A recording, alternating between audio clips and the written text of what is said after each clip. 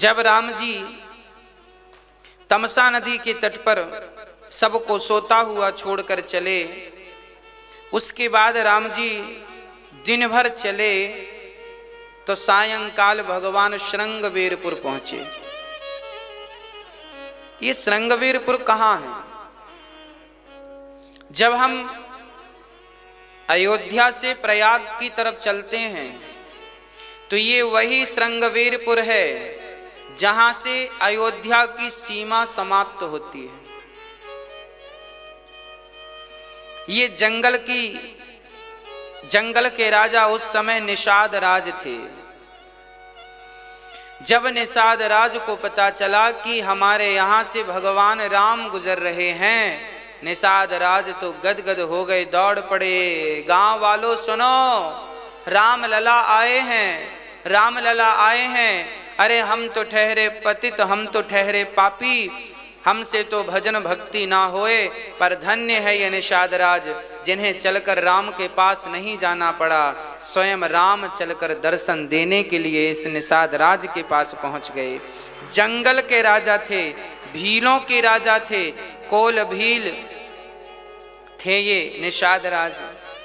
पर ऐसे निषाद के घर भगवान पहुंचे हैं और भगवान ने सबको, निषाद राज चरणों में गिर पड़े हैं। चरणों में गिरे निषाद, राम ने उठाकर निषाद को चरणों से उठाकर अपने हृदय से लगा लिया। धन्य हो निषाद। निषाद की आंखों में आंसू हैं। अरे जैसे गरीब व्यक्ति को धन मिल जाए और तड़पती हुई मछली को पानी मिल जाए, तो तड़पती हुई मछली जिसके प्राण निकल रहे थे उसे पानी मिल जाए तो उसकी खुशी का ठिकाना नहीं रहेगा। गरीब व्यक्ति को धन मिल जाए उसकी खुशी का ठिकाना नहीं रहेगा। आज तो सर्वस्व ब्रह्मांड नायक भगवान राम आज निषाद राज को मिल गए।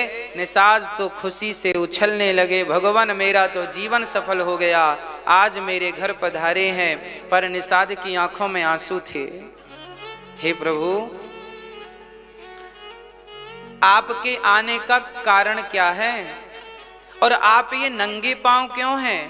निषाद ने राम के चरणों में देखा तो राम के चरणों से रक्त निकल रहा था, छाले पड़ गए थे। राम के पांव तो ठीक ही थे, पांव रक्त रंजित थे, तो माता जानकी के, माता सीता के चरणों से रक्त गिर रहा था। नंगे पांव, जो कभी गुलाब की पंखुड़ी में पांव रखा करती थी माता सीता, तो गुलाब की पंखुड़ी, कई बार गुलाब की एक पूरी की पूरी कली यदि पांव के नीचे आ जाती थी तो सीता माँ के मुंह से आवाज निकल जाती थी। एक बार कौशल्या माँ ने सीता माँ के लिए गुलाब की पंखुड़ियां बिछाई तो बीच में एक कली आ गई पूरी की पूरी। माता सीता के चरण जब उस कली पर पड़े तो जोर से आवाज निकली। कौशल्या ने कहा, बेटी क्या हुआ? बोले, माँ मुझे ये कमल की कली चुभ गई।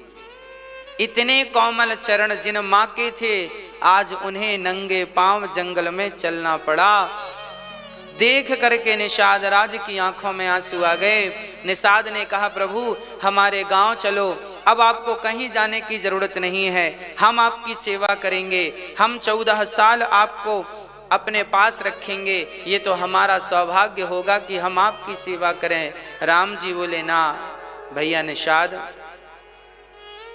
हमें तो जाने दो, केवल आज रात्रि विश्राम करेंगे, वो भी गांव में जाना वर्जित है। हम गांव में नहीं जा सकते, किसी के घर भोजन नहीं कर सकते, हम तो जंगल के फल फूल खाएंगे और यहीं पेड़ की छांव में हमें 14 वर्ष गुजारना है। आज इस पेड़ के नीचे, कल उस पेड़ के नीचे। तब वहां एक वटवृक्ष का पेड़ था, वहां पर भगवान श्री राम को घास का बिछौना लगा दिया निषाद ने। जो राम कल तक मखमल के गद्दों में सोया करते थे, आज वो राम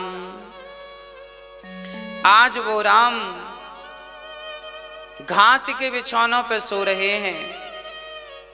लक्ष्मण जी की आंखों से आंसू रुक नहीं रहे। पर भगवान राम प्रसन्न है। कोई फर्क नहीं पड़ता उन्हें कि वो मखमल के गद्दों में हैं कि घास के बिछौनों में हैं, कोई फर्क, क्योंकि वो भगवान है। फर्क तो हम लोगों को पड़ जाता है, फर्क तो हम लोगों को पड़ जाता है। एक दिन यदि हमें व्यवस्था में कुछ हो गए हेर फेर तो हम लोगों को फर्क पड़ जाता है। पर धन्य है भगवान जो ये मैसेज देना चाहते हैं कि देखो जीवन में कौन सी स्थिति परिस्थिति कब उत्पन्न हो जाए कोई नहीं जानता, इसलिए हर परिस्थिति से लड़ने के लिए तैयार रहिएगा।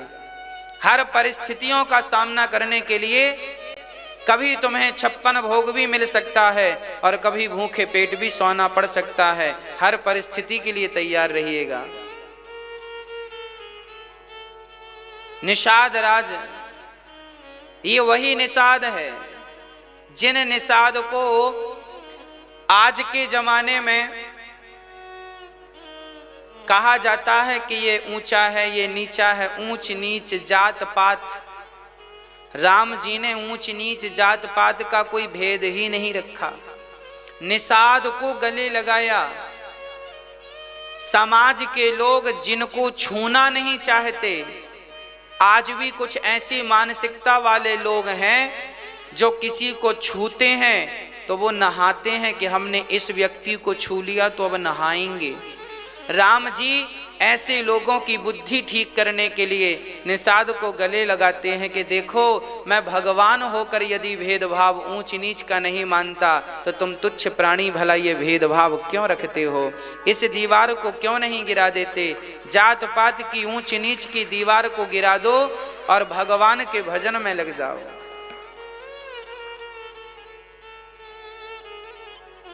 कोई फर्क नहीं पड़ता कि आप किस जात के हैं। अभी आगे रामचरितमानस में आएगा यह प्रसंग। हमारे ग्रंथ भाईचारा सिखाते हैं, हमारे भगवान मिलजुल के रहना सिखाते हैं। ऊंच नीच की कोई दीवार कहीं खड़ी ही नहीं की, ये तो कुछ लोगों ने खड़ी कर दी, जिसके कारण आज भयानक परिणाम देखने को मिलते हैं। राम और सीता शाम के समय कंद मूल फल खाकर मखमल के बिस्तर में सोने वाले आज बड़े आराम से माता सीता राम जी घास के बिछौनों पर लेट गए। सीता माँ चरण दबा रही हैं और लक्ष्मण जी चरण दबा रहे हैं। उसके बाद राम ने कहा सीता आप भी सो जाओ। सीता जी भी उस घास के बिछौनों में हाथ का तकिया रख करके राम जी सो गए और हाथ का तकिया रख करके माता सीता सो गई।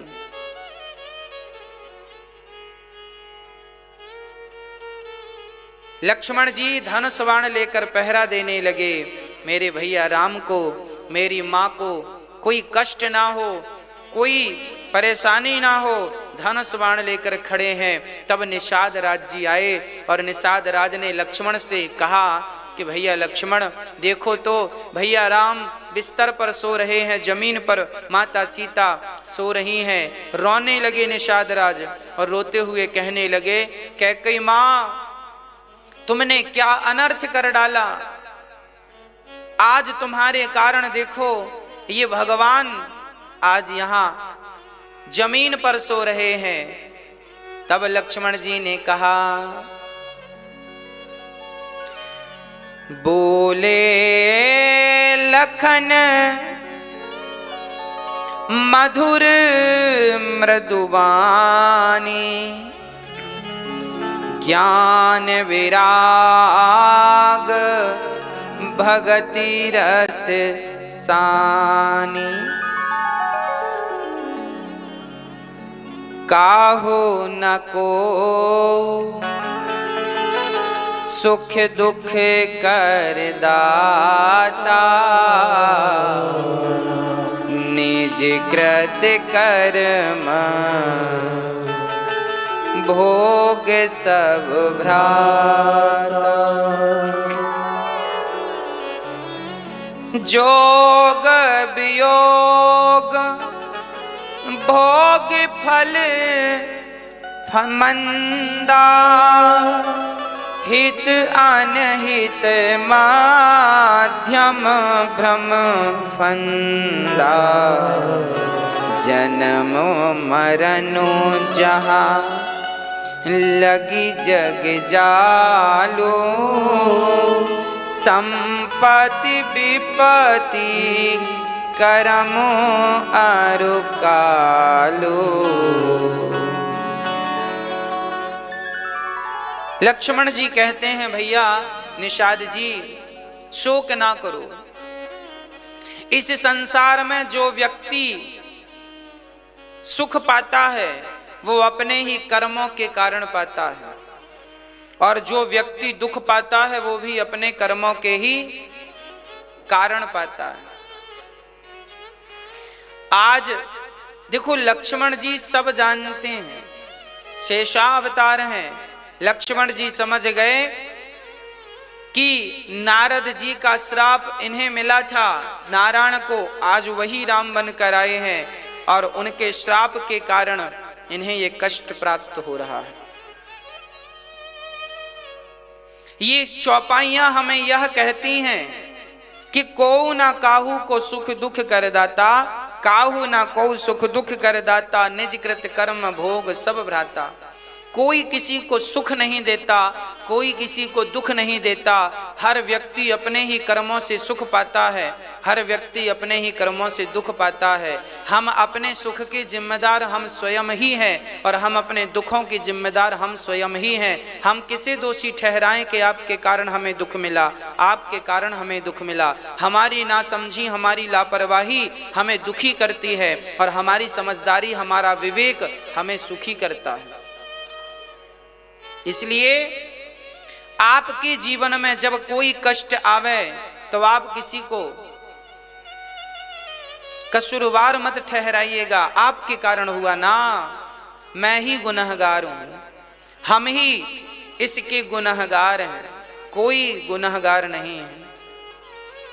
कोई फायदा नहीं ये कहने से कि तेरे कारण ऐसा हो गया, तेरे कारण। बस आप सावधान रहो, बस अच्छे कर्म करते रहो, बस सब अच्छा होगा।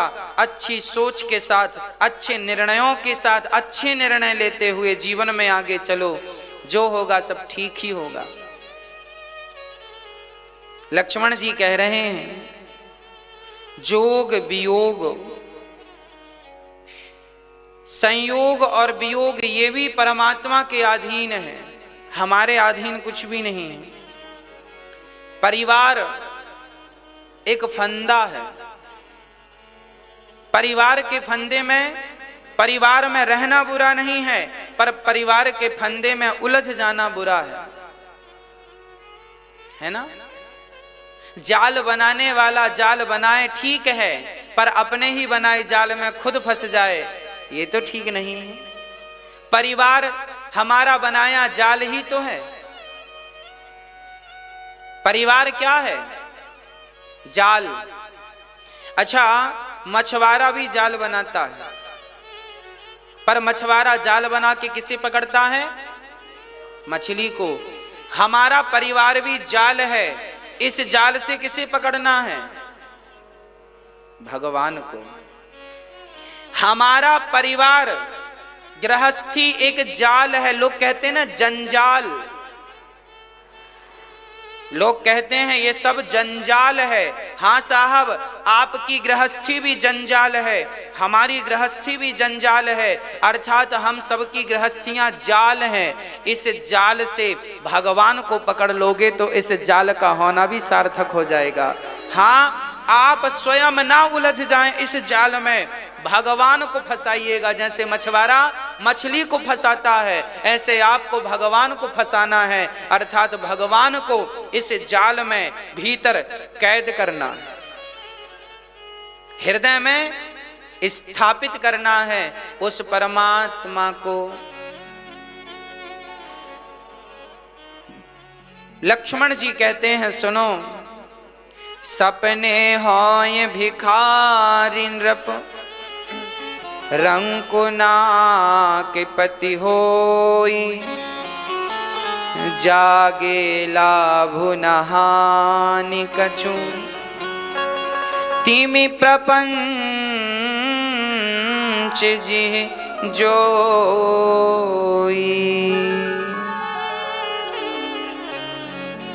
सपने में हम देखते हैं कि हम राजा हो गए, आंख खुलती है तो अपने ही बिस्तर पर। याद रखना, हम बड़े आदमी हो गए, हम गरीब हो गए, हमारा ये आ गया, हमारा ये चला गया, हमें ये मिल गया, हमें ये नहीं मिला, ये सब क्या है? ये एक सपना है। हम लोग सपना देख रहे हैं। हमारे पास 10 रुपए हैं, हम सपना देख रहे हैं। हमारे पास रुपए बिल्कुल नहीं है, ये भी एक सपना है। आंख खुलती है तो रात का सपना टूट जाता है, आंख बंद होंगी तो ये दिन का सपना टूट जाएगा। ना रात को देखा हुआ तुम्हारा है, ना दिन को देखा हुआ तुम्हारा है। तुम और हम ही यहाँ के नहीं हैं। हम सब मेहमान हैं इस धरती में कुछ दिनों के, जबरदस्ती अपना मान बैठे हैं। लक्ष्मण जी कहते हैं मोह ना करो। लक्ष्मण जी ने बढ़िया बात कही, जानिय तबाही जीव जब जागा, जब सब विषय विलास विरागा।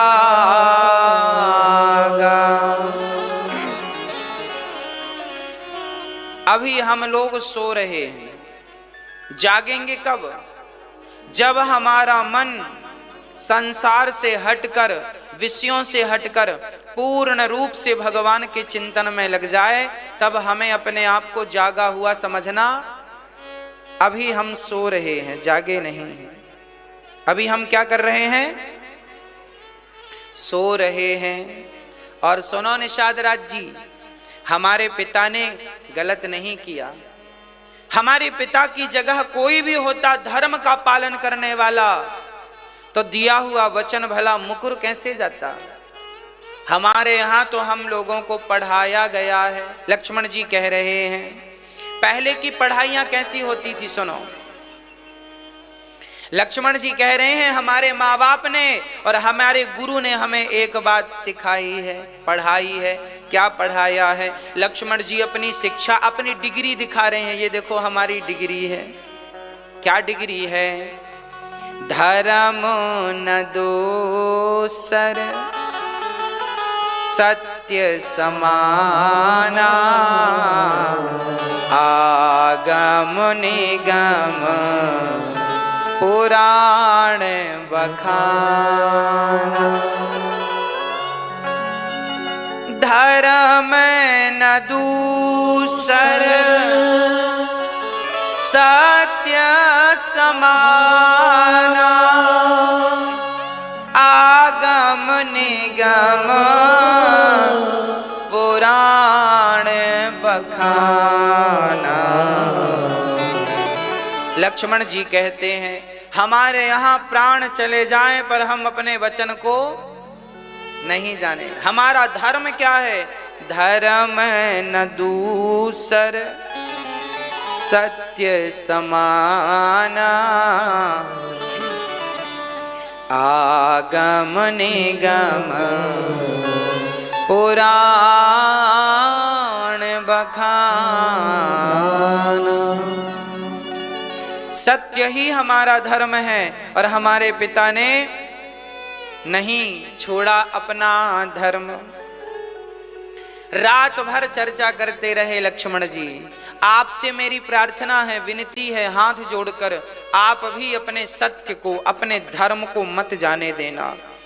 बच्चों को कितना भी आप पढ़ाना, पर मेरी एक बात जरूर पढ़ा देना बच्चों को कि बेटा जीवन में सत्य का ही कमाना और सत्य के मार्ग पर ही चलना।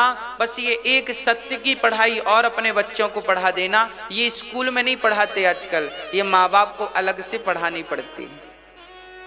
जीवन में सत्य ही काम आने वाला है। झूठ तो एक्सपायरी डेट वाला होता है, सत्य की कोई एक्सपायरी डेट नहीं होती। सत्य तो कल भी सत्य था, आज भी सत्य है और कल भी वो सत्य रहेगा, जबकि झूठ बोलने वाला अपनी दलीलें, अपने बयान कल कुछ देता है, आज कुछ बोलता है, कल कुछ बोलेगा।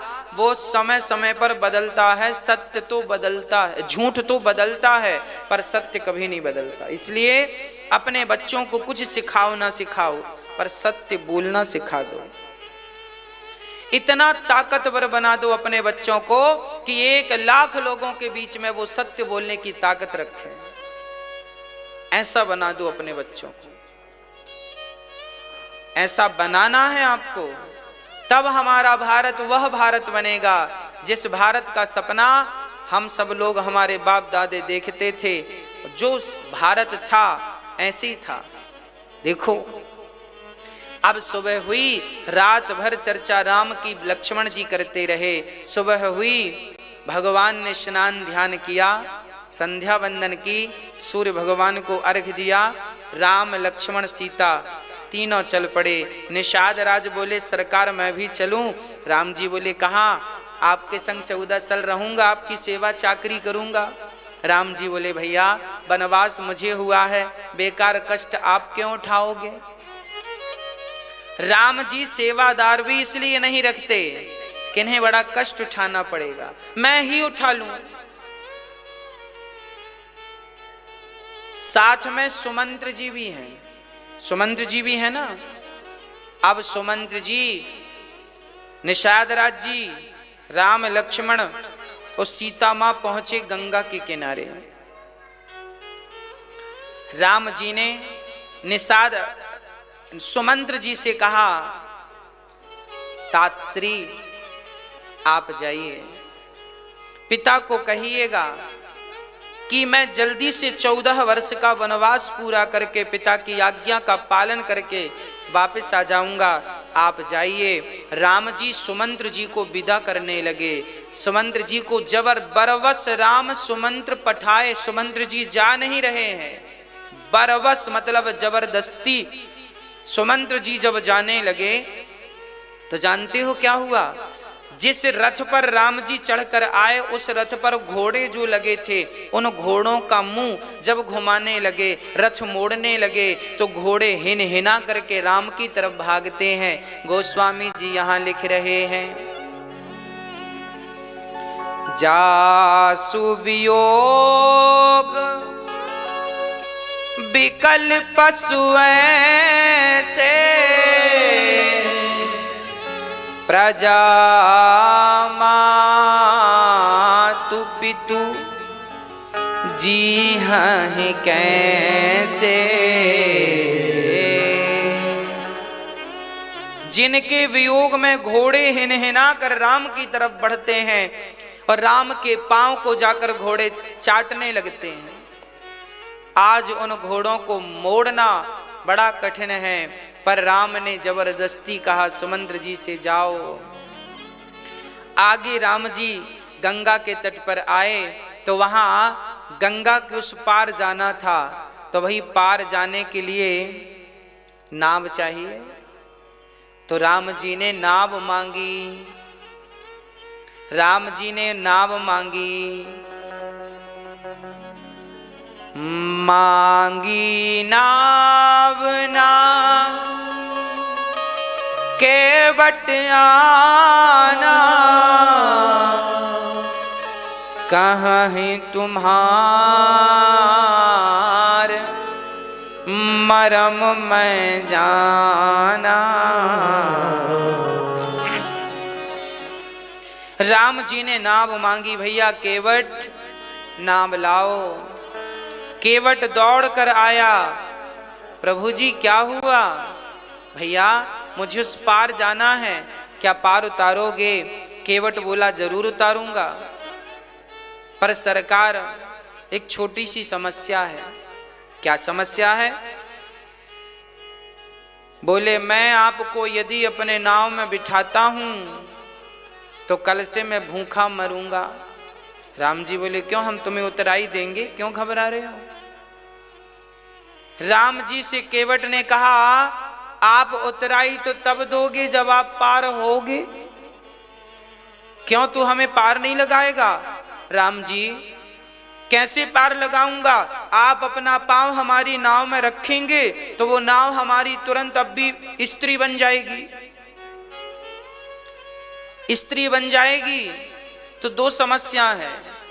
पहली बात तो ये है कि हमारी नाव खत्म हो जाएगी, परिवार इसी से चलता है। और दूसरा, एक घरवाली है, उसका बजट ही अभी इतना है, दो हो जाएंगी तो बजट बढ़ जाएगा। बजट तो बढ़ गया और नाव भी चली गई। खर्चे, हाँ, आमदनी अठन्नी, खर्चा रुपया। राम जी बोले क्या कह रहे हो, हमें कुछ समझ में नहीं आता।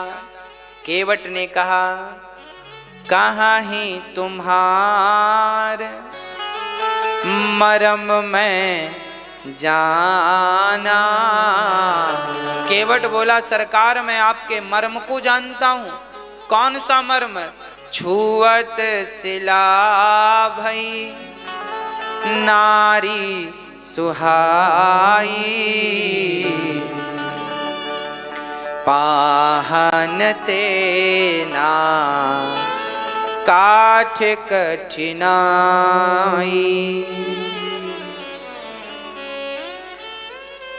आज केवट कह रहे हैं कि भैया प्रभु जी, यदि मैंने आपको पार लगाया तो नाव पानी में जो है, अरे आपने पत्थर की शिला पर अपने चरणों की धूल गिराई थी तो वो पत्थर नारी बन गई थी अहिल्या।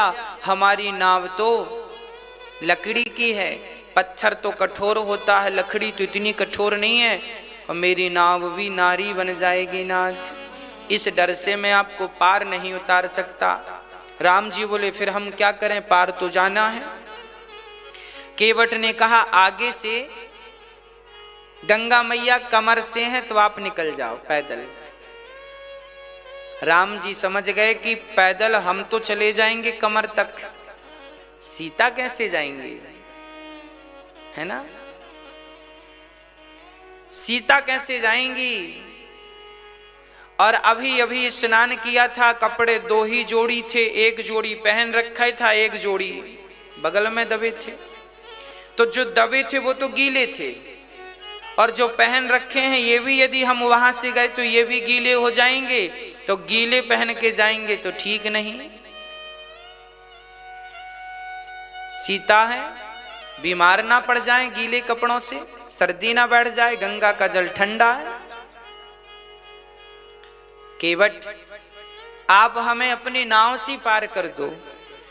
केवट बोला, सरकार अब सुनो, जिस नाम को लेने से, जिस राम के नाम को लेने से लोग भव सागर पार हो जाते हों, आज वो राम पार होने के लिए नाम मांग रहे हैं। कितना आश्चर्य है। आश्चर्य क्यों है? आश्चर्य इसलिए कि नाम